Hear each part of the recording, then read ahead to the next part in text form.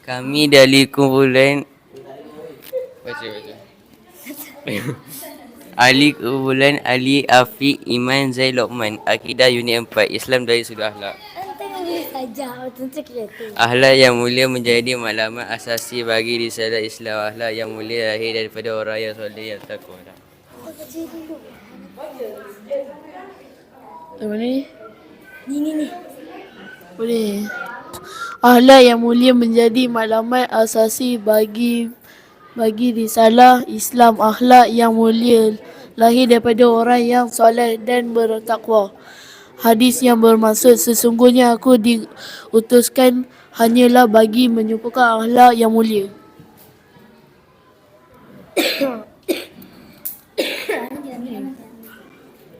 Akhlak yang mulia menjadi maklumat asas. Contoh, besi apabila telah berkarat tidak boleh digunakan lagi. Akhlak merupakan nilai yang paling utama di akhir nanti. Akhlak juga paling berat timbangan dalam amalan manusia. Contoh, akhlak yang baik, buat baik kepada ibu bapa. Rasulullah SAW pernah bersabda yang bermaksud tidak ada satu perkara yang paling berat yang diletakkan dalam neraca amalan hamba pada hari akhirat lebih daripada akhlak yang mulia. Allah SWT berfirman dalam surah Al-Ankabut ayat 45. Tak nampak gila. Boleh baca? Mundur. Sikit. Baca ni orang.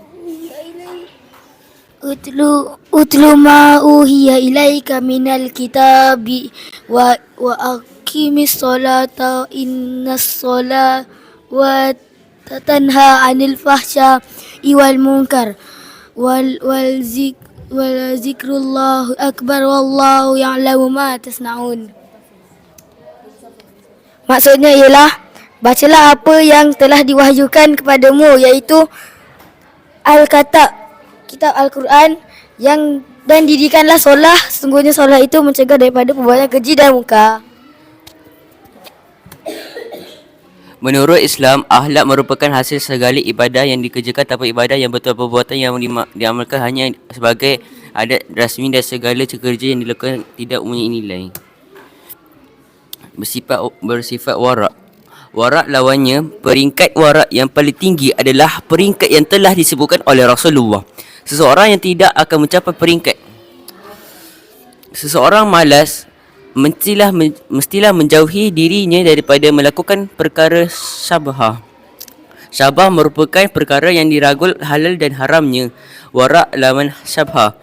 Peringkat warak yang paling tinggi adalah peringkat yang telah disambungkan oleh Rasulullah. Seorang yang tidak akan mencapai peringkat sehinggalah lahbal takut terjatuh ke dalam perkara yang tidak menjadi kesalahan jika dilakukan kerana takut terjatuh ke dalam perkara yang tidak boleh dilakukan.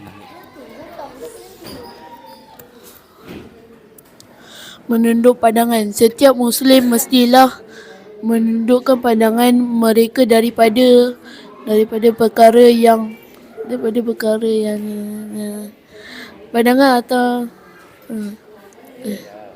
kita hendaklah menjaga lidah daripada memperkataan perkara-perkara yang tidak berfaedah, percakapan kotor, kelemahan yang kesat, mengumpat dan mengadu domba. Sabda Rasulullah, orang yang beriman itu bukanlah orang yang suka menuduh, suka bercakap kotor dan keji. Saidina Umar Al-Khattab pernah berkata, barang siapa yang baik bercakap, maka baiklah salahnya dan mereka dalam lebih utama baginya. Malu seorang termasuk dalam pengekatan malu adalah perbuatan tidak campur tangan dalam urusan orang lain, itu menahan pandangan daripada perkara-perkara yang tidak baik, tidak meninggi suara dan bersihat lemah. bersihat kana lemah lembut dan sabar. Setiap Muslim hendaklah bersifat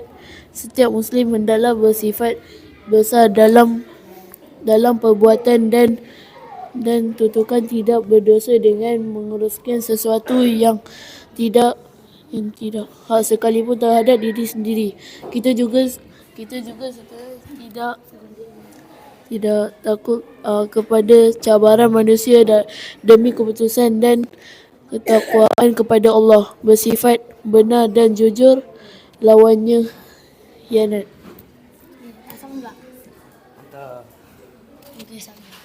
Sabda Rasulullah SAW, sungguhnya sifat benar itu membawa kepada kebaikan. Kebaikan itu membawa ke syurga dan seorang itu akan terus bersifat benar sehinggalah beliau ditulis di sisi Allah sebagai orang yang bersifat benar dan sebaliknya.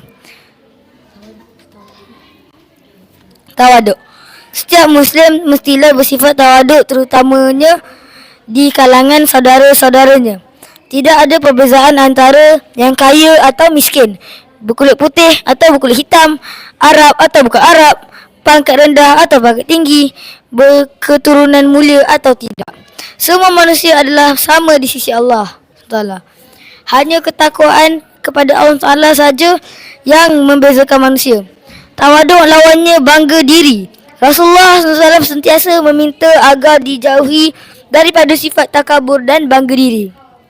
Sabda baginda yang bermaksud tidak akan masuk syurga orang yang dalam hatinya terdapat sebesar zarah pun sifat takabur.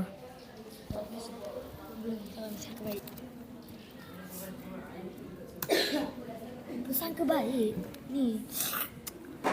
Bersangka baik. Muslim yang berakhlak mulia tidak akan mencari kesalahan atas keburukan orang lain. Mereka menjauhkan diri daripada sifat buruk sangka, termasuklah mengelakkan diri daripada mencari kesalahan orang lain atau mengijik keburukan dan kelemahan orang lain. Firman Allah dalam surah Al-Hujurat ayat 12.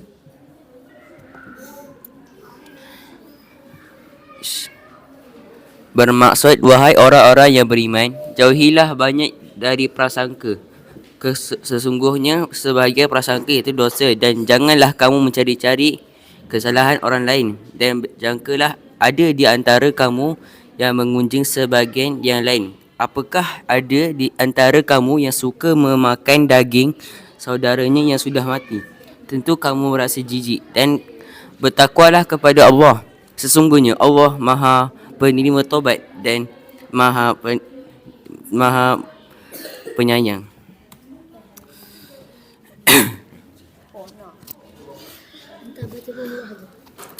Pemurah. Sifat pemurah adalah sifat yang terpuji terhadap Muslim.